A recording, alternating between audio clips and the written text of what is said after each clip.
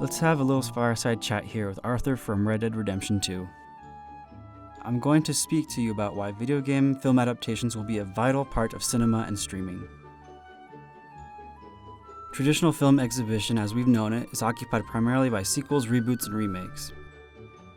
Mainstream filmmaking has become both more expensive and riskier.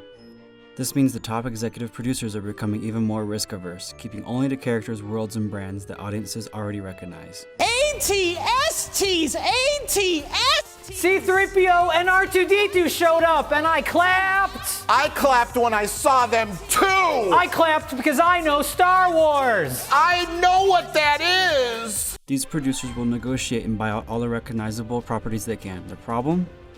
There is only a finite amount of film franchises you can remake or reboot until audiences get tired of it. Unless maybe it's of exceptional quality to the audience. You've probably heard of Marvel or Star Wars fatigue. To address this problem, producers will look to adapt properties from other industries and mediums. And the video game industry is the next most logical target. The video game industry has now surpassed the film industry in US revenues.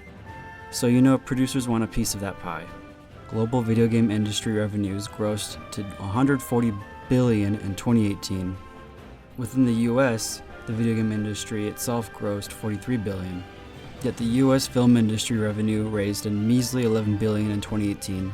The recent Sonic the Hedgehog and Pokemon Detective Pikachu films are great examples of a video game adaptation success, at least from an audience perspective. And while Tomb Raider 2018 had mixed reviews, it did make money and even a profit. These are characters and franchises that many recognize, especially children, so they're easy targets for film adaptations, especially in a market that's shying away from R-rated movies and more towards family-friendly G, PG, and PG-13 movies. Even Netflix dove into the video game adaptation game with their Witcher series.